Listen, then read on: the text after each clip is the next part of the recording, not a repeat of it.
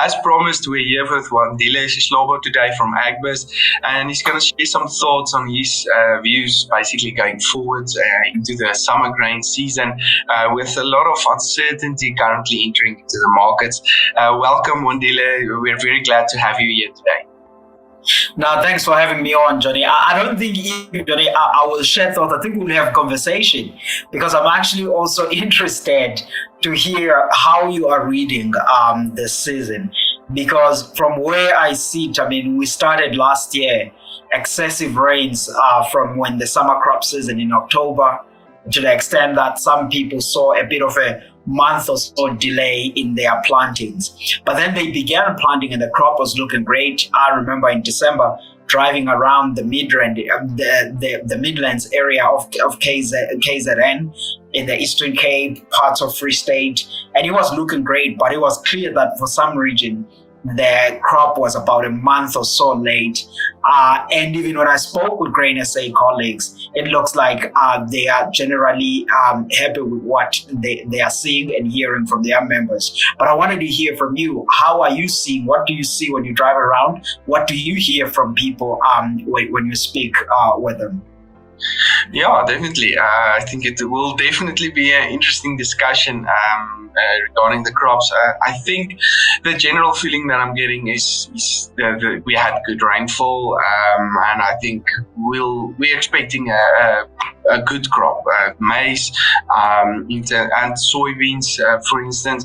I think there was late plantings. There was some concern about the heat wave that went through some areas that had some strain regarding drought. But I think in recent times, we definitely got some rain in those areas. And I think from a crop perspective or from a production or a supply perspective, I don't really see a lot of issues entering into the markets as we move to July at the moment.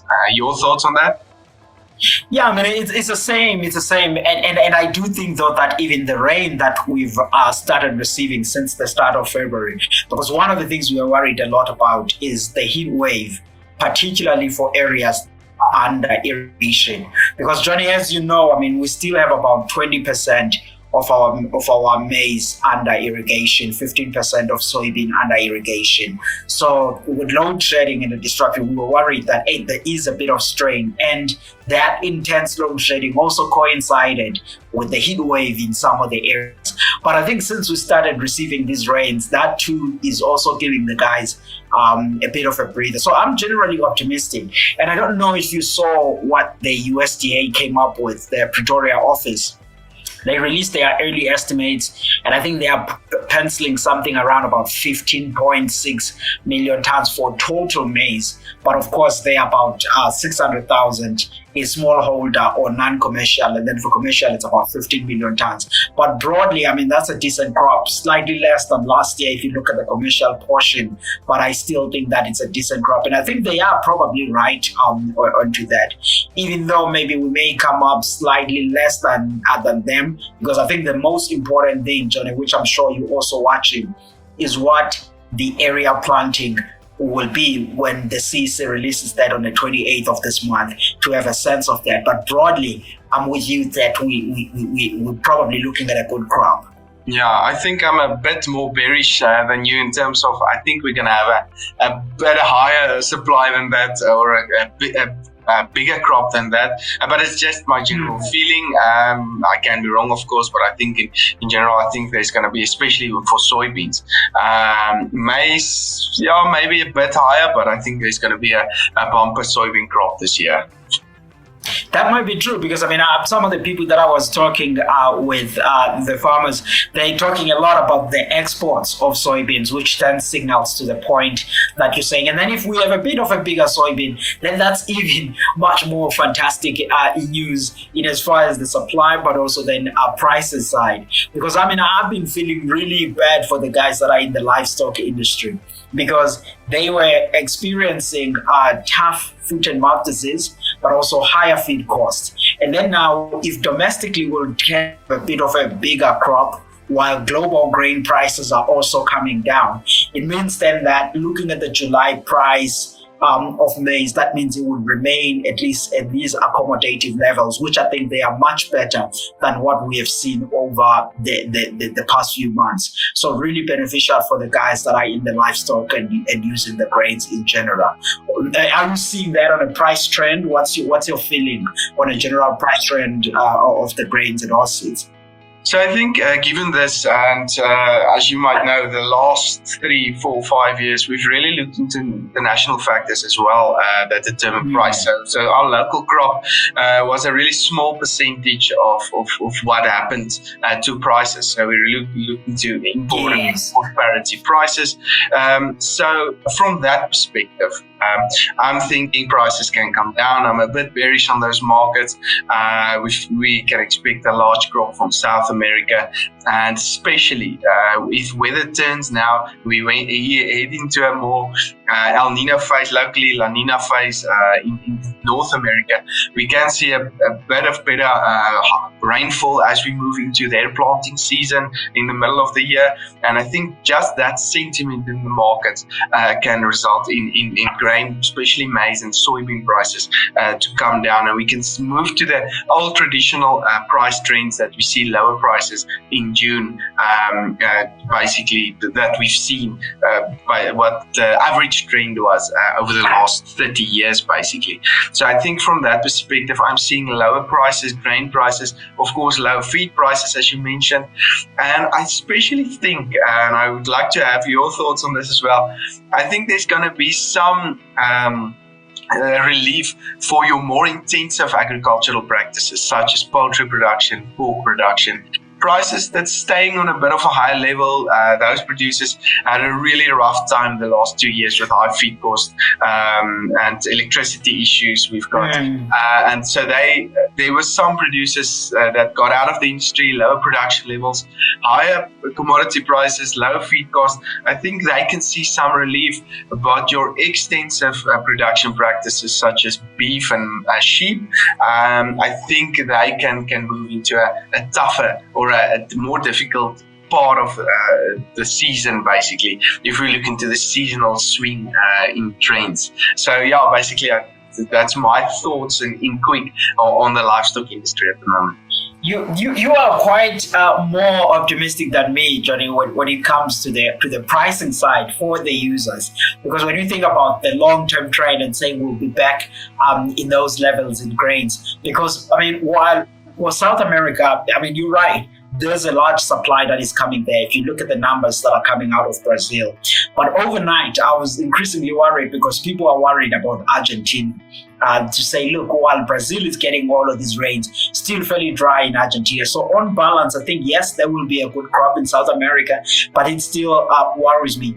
But the other thing that I'm looking at is the Chinese demand, to say what will happen there in the Chinese feed market demand for all of these grains. I think we need to watch that. But all put together and considering the fact that even Russia has a lot of grain that they need to put to the market. And if they are looking for their interest on that, I don't think they will undermine the grain deal in the Black Sea. They will want that grain deal to remain so that they can export that, because it seems from what I'm reading, there's a lot of a harvest that is coming out and they are running out of space, so they need to push that out. They're running out of space in the silos. Then looking at all of those things put together, I do think that the global prices, yes, will soften, but as per to what levels are we going to get back to? Are we going to get to pre-2019 levels? I don't know. I think we'll still be at relatively elevated level than that, but surely better than what we saw right after Russia invaded Ukraine, or even for last year. So from that perspective, bet out the guys that are in the feed, and as well as that are in the livestock, as well as in the poultry. But of course, the electricity stuff is another challenge there. I mean, dairy farmers, poultry farmers, we need to find a near-term intervention there. There's a lot of work that has been done on that energy task team that we are part of, which I won't delve into a lot into this discussion, but I must say that there are options that will be explored, which I'm hoping that at least in the near term, those could assist Then if they are assisting, those will be announced by the Minister of Agriculture. Then you combine that with the story that we are talking about of feed and potential improvements even in biosecurity, then that would be a promising outlook for the livestock industry. Yes, definitely. So hopefully there can be some relief. I know the more intensive production practices were really under pressure, not only the pork and the poultry farmers, but irrigation, as you mentioned earlier as well.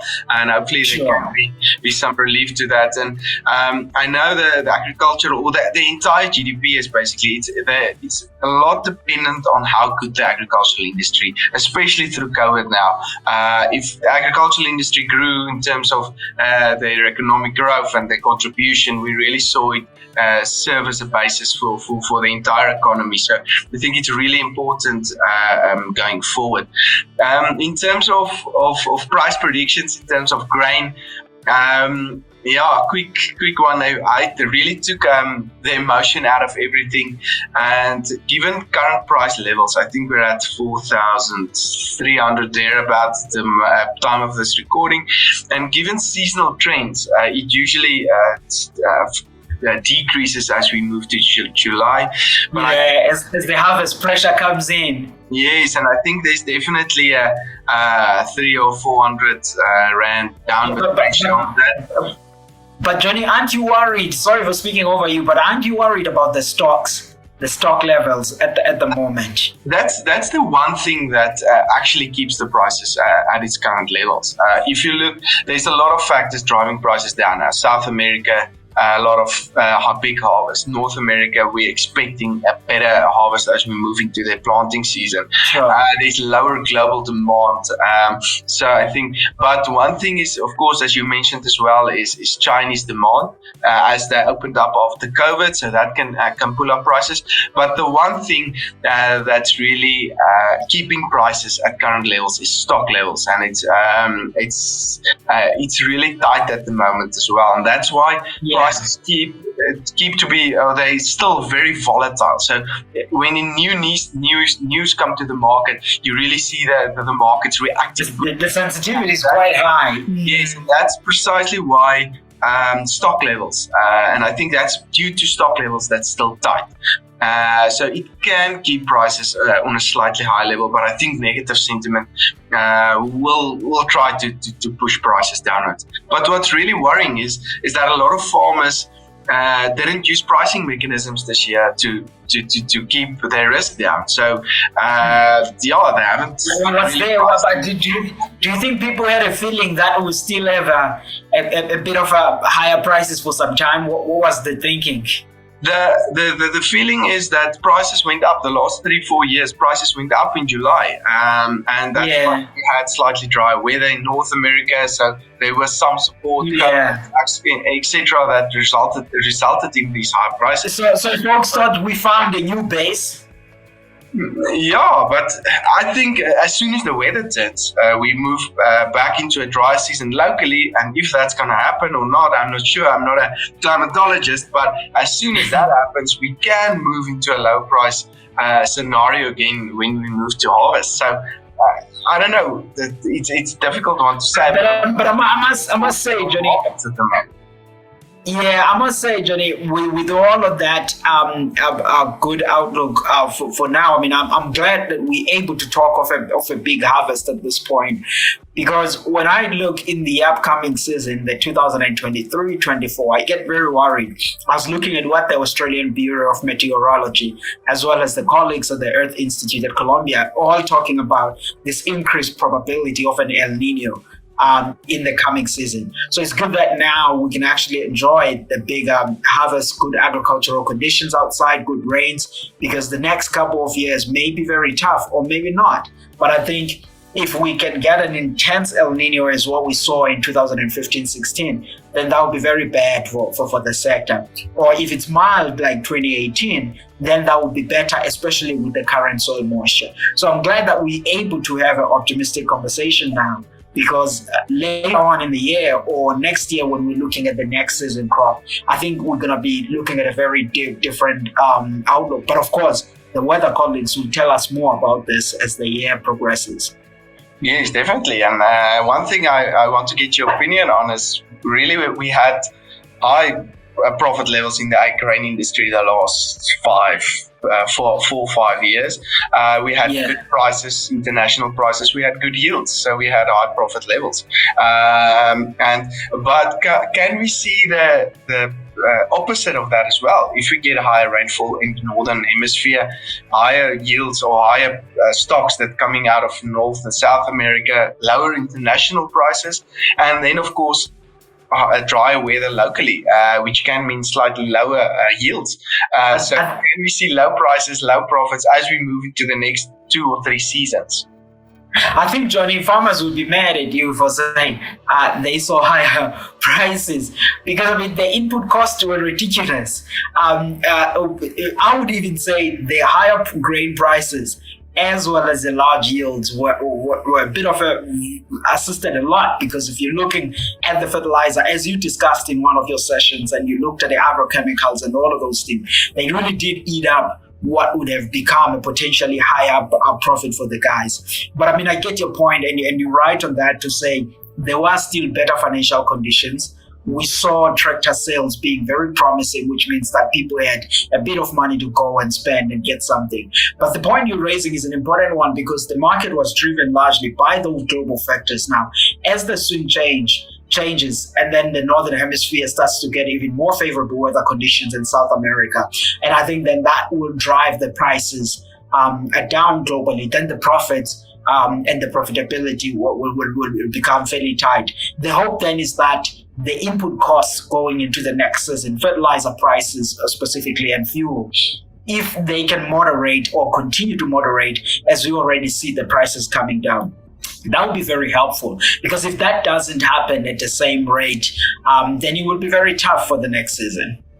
Yeah, I think that's an important point that you raised there, is in terms of the how input costs are coming down at the moment, but the rate at which it comes down, will that be the same as commodity prices? We know commodity prices can fluctuate extremely from day to day, but input costs can start trending downward. But we all know that the sticky downward prices will stay as high as possible for as long as possible, and that's a economic, it's a market condition. It's not anybody's fault, but hopefully prices can then moderate to accommodate the certain profit levels and the yield as we go into the next season or two.